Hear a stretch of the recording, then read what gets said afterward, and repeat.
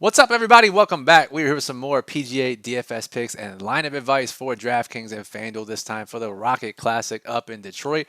In this video, we will talk about the top plays in our data-driven Occupy model. We will look at what industry projections are telling us. We will sift through the betting markets in this early part of the week. And at the very end, we'll build a live lineup for the Rocket Classic here for you. Welcome. I'm Brian Jester, co-founder here at Occupy Fantasy. I'm a fantasy golf world championship qualifier for 2025 on DraftKings, and I'm joined by our PGA DFS analyst and a six-figure PGA DFS winner. It is Niromada. Niro, how are you? Good. First of all, props to you for not calling it the Rocket Mortgage Classic and going with the updated words with the Rocket Classic. So good job for you. Yeah, I mean, I think with this event, we only have 5 events left with a full field and a cut before the playoffs start. So, PGA DFS, the height of PGA DFS is rapidly coming to a close. So, yeah, now's the time to get in and win some contests. Yeah, that just means we have extra pressure to win some money over these next few weeks, and we're here to help you do it. So we already said what we're going to do. So Niro, let's just jump into it. But before we talk about the Rocket Classic this week, just really quickly, let's briefly discuss last week's Travelers. Normally, you and I are not huge fans of signature events, but I got to say, the model crushed it last week at OccupyFantasy.com. Your daily plug selections crushed it last week. If we're looking here, the top three finishes at the finishers at the Travelers last week were all in the top 8 of the model. So Keegan, Tommy Fleetwood, Russell Henley. Your daily plug, where you listed 9 or 10 guys, 5 of those guys finished in the top 10. So, a little pat on the back is deserving for both of us. Well done. Yeah, as I was going through, I was like, man, how did I not win more? Or how did but when I went through it, I had a lot of Scotty Scheffler, as I mentioned last week in the video and in the plug. And it was a good build with Scheffler as your most expensive player, but the build you needed to get to the very, very top of the biggest GPPs was something that was a little more balanced. So something that had Justin Thomas or Tommy Fleetwood as your most expensive player, and to go down from there, then you could fit in all of Henley and Bradley and JT and Tommy and all those guys in that 8 to 9K range. As we've talked about a lot in here, it's one of my favorite benefits of fading Scheffler, not when I was fading completely, but just when I was under the field on him, was that if the rest of the guys in the 9K range do what they're supposed to do, you can beat Scotty lineups because all those guys should cram themselves into the top 10. Well, last week you saw what happened when they do that, and they do beat Scotty lineups, even when Scotty, finishes fourth, tied fourth or fifth, whatever he ultimately was. But yeah, we were all over it. I personally did not have the exact right combinations, but I still was profitable on the weekend. Any week that you're profitable in PGA DFS, you do not complain and you just move on to next week. You are absolutely correct there. And it seems like the first week in eternity that the other top players actually performed up to expectations, which allowed Scotty Scheffler to move out of the optimal lineup. So, and Nero, I will say, partly the reason we were so right last week was it was on a course that is relatively easy to predict with defining characteristics on which types of golfers succeed there. Now, as we look forward here to the Rocket Classic, that's not necessarily the case. It's not as predictable. Most of the metrics that we typically look at, especially the ball striking metrics, not as predictive coming into the tournament. And a lot of in-tournament putting variance leads to guys in the top 10. So, Nero, when you see something like that, how does your mind think on how to build lineups and how to select players for this type of event? Yeah, my overarching thought is it's a good week to get weird. Anytime that there's a lot of extra variance, it's for me, it's a good week to go off the board, fade some steam, get a little different in some spots. I still will favor distance here, but this place kind of gets a pretty healthy narrative of being like a bomber's paradise, and certainly distance helps here, and it maybe helps here a little bit more than some of the other characteristics, but it's not to the extent that most write-ups would have you believe. There's been a lot of putting specialists, guys who got really hot with the putter or who have a really good strokes gained around the greens, who have done very well here. So, for me, it's a week where I will rely a little bit more on the model than I will on like my subjective course history, course fits, and all of that kind of stuff that I usually rely on a little bit more than I do the model. This is the type of week where I'll rely a little bit more on the model than I do on that stuff because I trust the model to suss out some of those variance inducing things that I have trouble handling myself. And on that note, the model this week normally doesn't take putting that much into account. We have the putting variance tags. If you've been watching the show all season, you know what that's about. But this week, we have multiple different types of putting metrics to try to get to the bottom of what is causing that in tournament putting variance. And the model believes it's found some predictive nature to some of these metrics. So let's dive into it. And as a result of that, Nero, these top 10, top 8 guys that we're about to list out in our model this week are not going to be the top 8 or 10 you see industry projections, betting markets tell you, which also tells us it's a great week to play GPPs and tournaments, and as you said, to get weird. Number one in the model this week is Occupy favorite of the 2025 season. It is Michael Kim. And Nero, you and I have mentioned on this show that has been due for some positive putting variance. He's talked openly on Twitter about working on his putting. And so maybe this is the week it all comes together. Yeah, he's also one other defining characteristic this week is it's easy. It's a low scoring week, and Michael Kim rates pretty well in our quote unquote easy course metrics, again, relative to these guys being professional golfers who tour golf courses for a living. But he does really well there. We have the subjective evidence that he's been working on the putting. Doesn't mean that this is the week that it's going to all turn around and come together, but it does mean that at 5% currently projected ownership, and who knows what it'll finish, but certainly he's not going to be projected for double digit ownership. It means that it's not going to be very difficult to get more than the field on him in whatever your allocations are across your sites this week. And let's not forget, just a couple of weeks ago, when we had a surprise number one ranked golfer in the model at less than 5% ownership, it was Victor Perez. He, unsurprisingly, top 10 that tournament at like 3% ownership. So let's see if Michael Kim can replicate that. Number two in the model this week is, as you put it, golf and boyfriend, Luke Clanton, who hopefully, due to some of his recent performances, Nero, maybe the field will be off the scent here.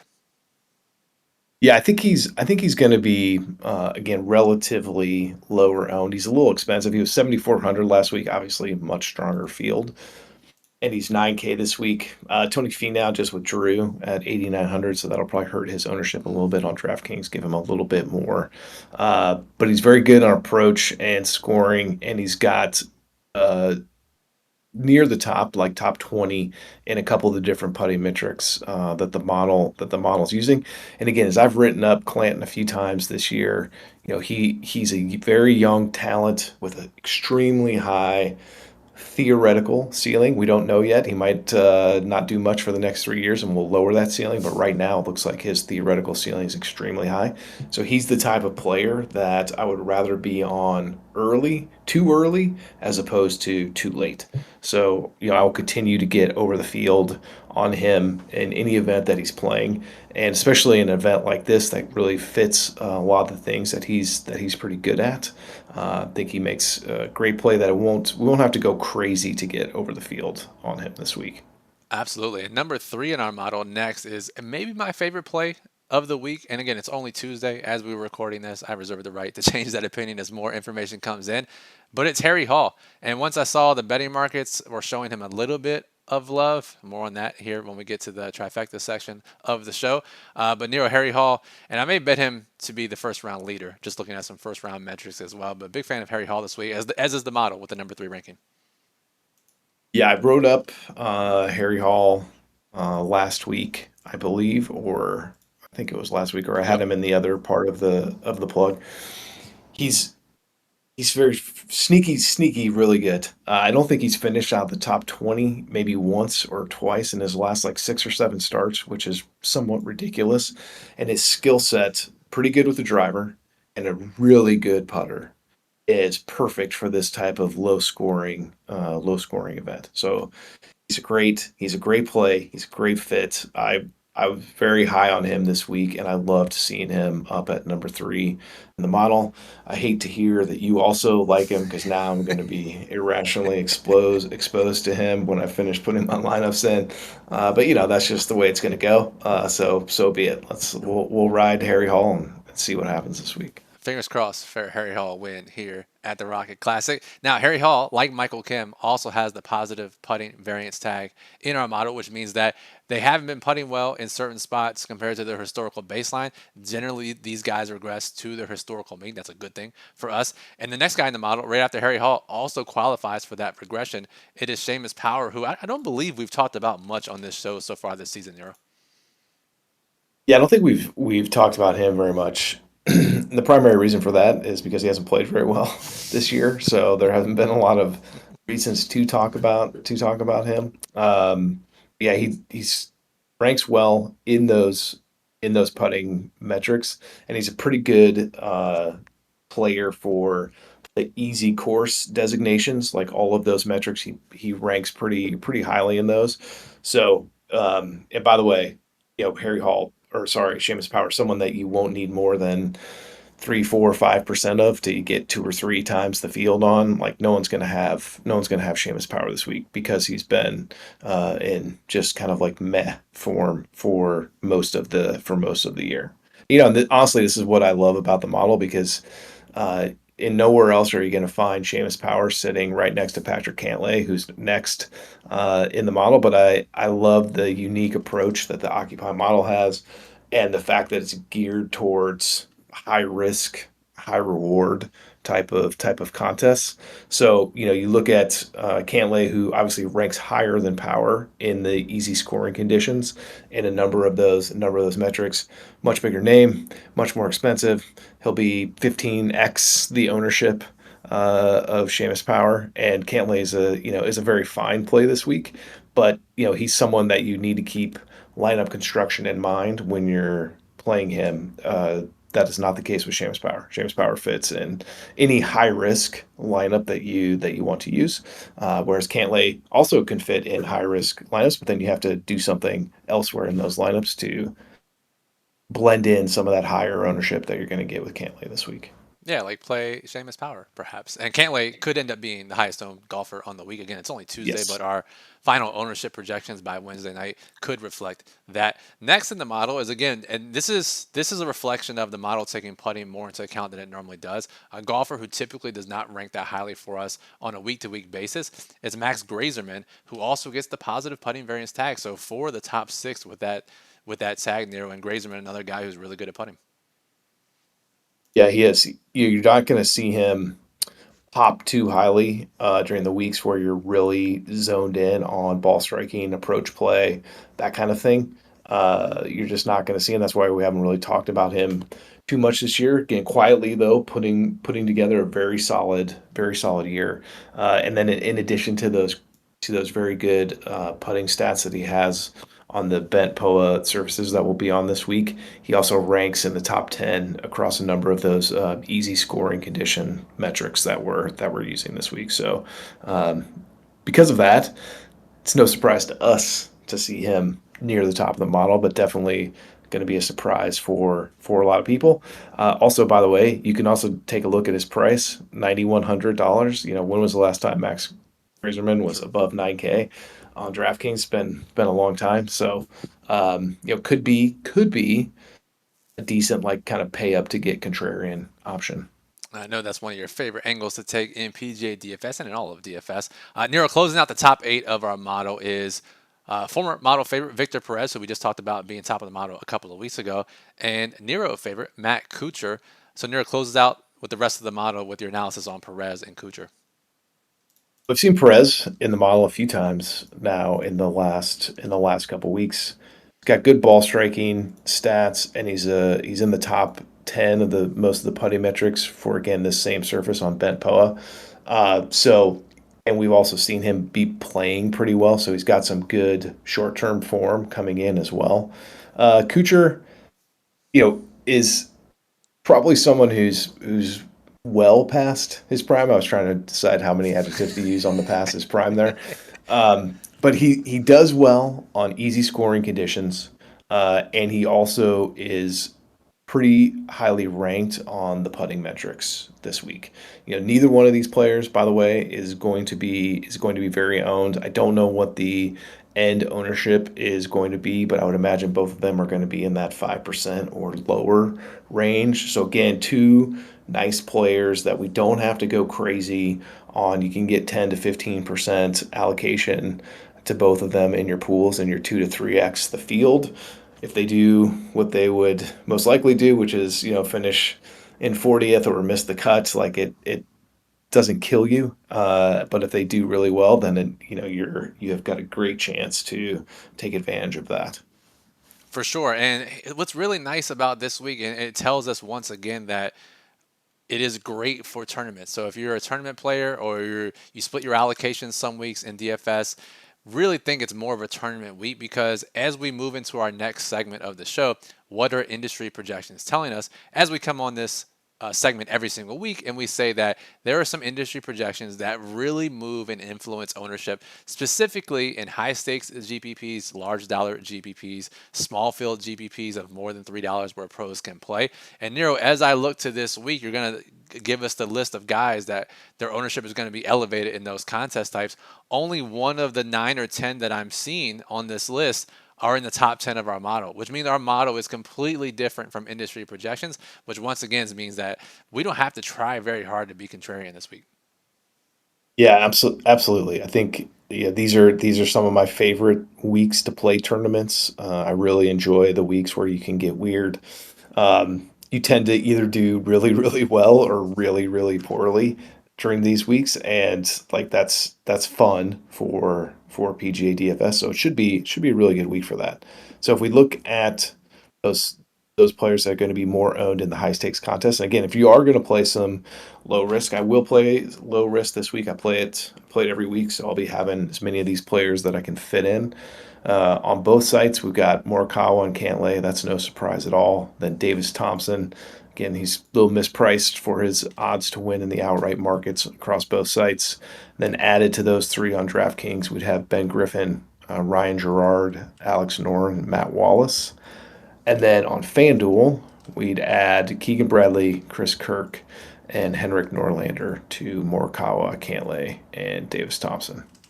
Yeah, very interesting list. Again, only one of these guys can't lay in the top 8 of our model this week. And I will say, so again, you can play these guys if the betting markets agree with them, if Nero writes them up in the plug. Yes, definitely still play these guys. We have a handful, if not more, of low owned guys to pair with them to offset that ownership to balance it out. But to Nero's point about it being such a volatile week, while we love all of our plays, while we love the fact that we're different from the field, it is still a very volatile sport. So don't go all in on your tournaments this week. Don't use your entire bankroll. Still be very cautious with your contest selection and your bankroll management. Just know that if within that, skew your allocation a little bit more towards tournaments this week, and understand that is a more high risk, high reward approach because of where we are landing on players versus what the industry and ownership is landing on players. So we look for justification for model plays, or maybe your daily plug plays, or just to find guys out of nowhere.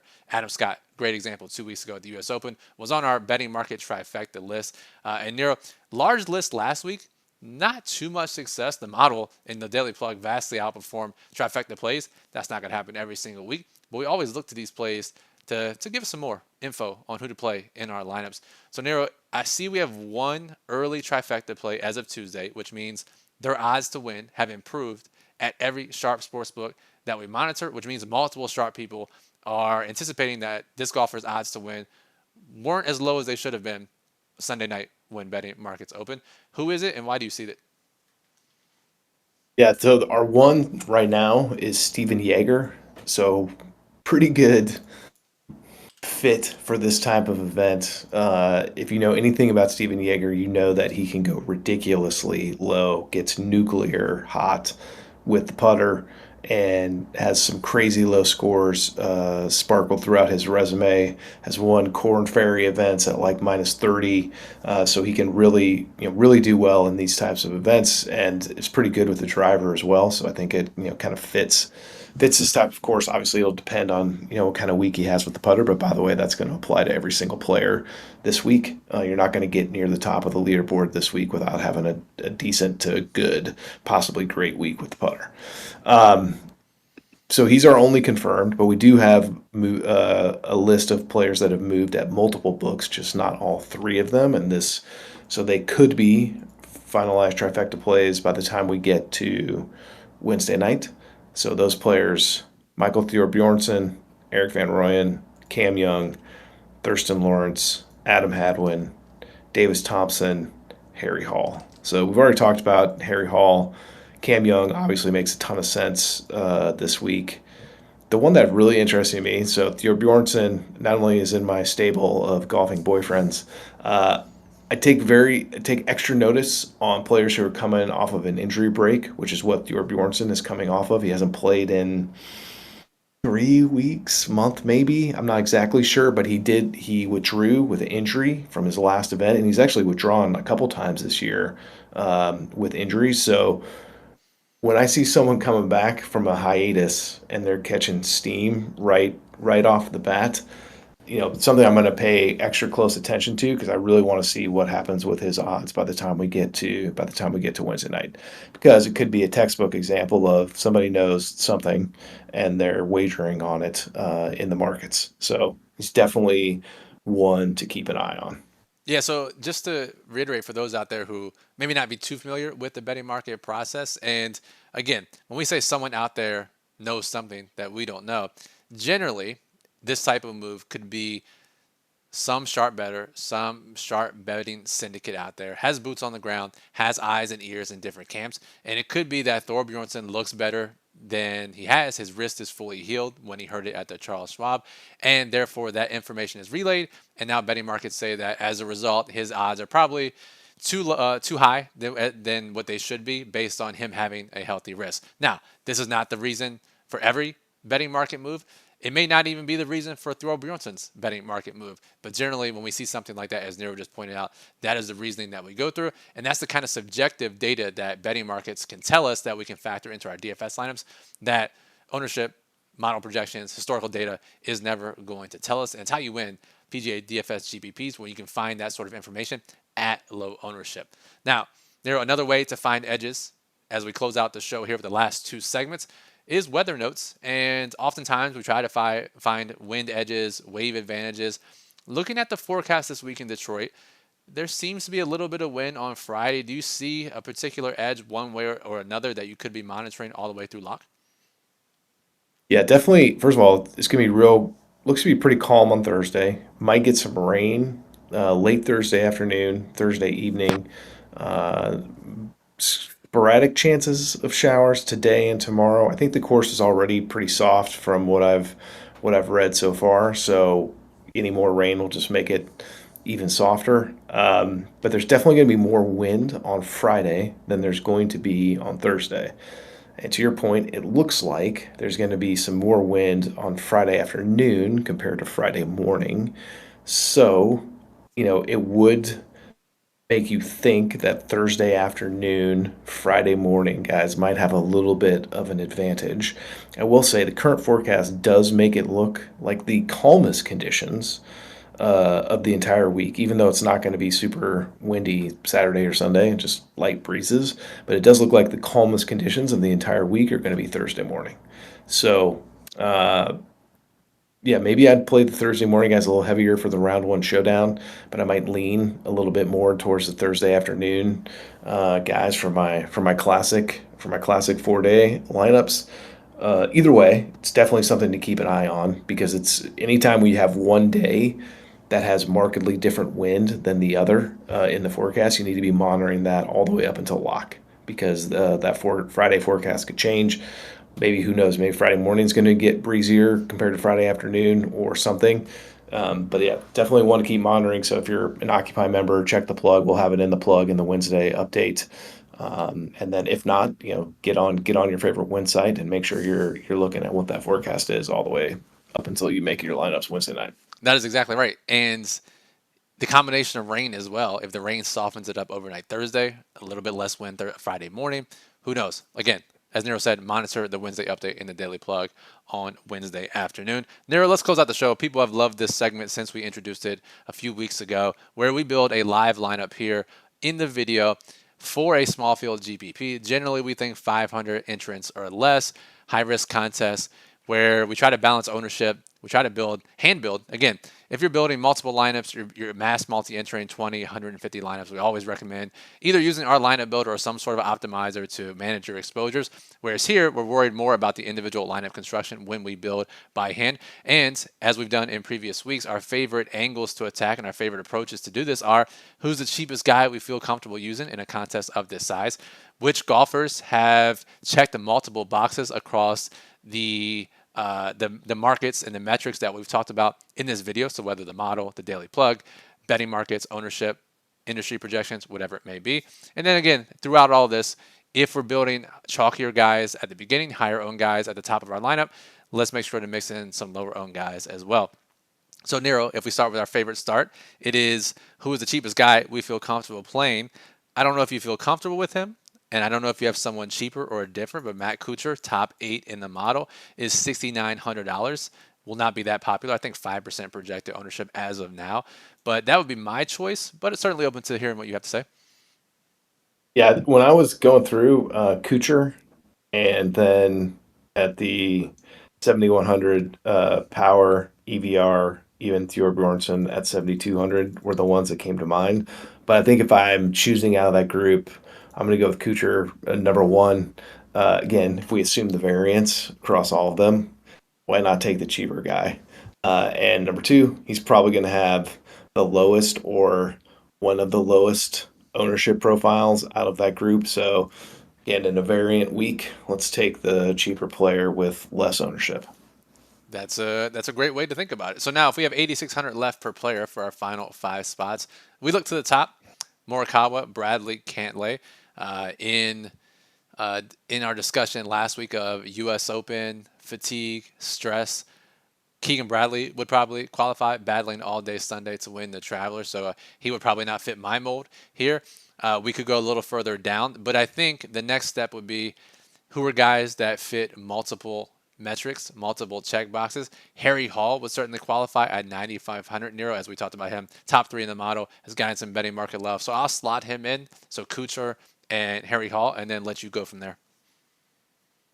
Harry Hall was the free square in this build, so I think that was the right move to take him.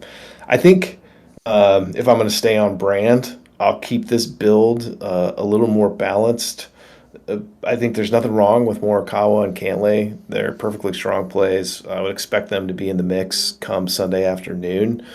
But again, if we're using that variance angle, I'm okay to be a little bit lower on the top, the very top of the board than I might otherwise be. So I think for me, Cam Young at 9,300 makes the most sense. He's going to be pretty chalky.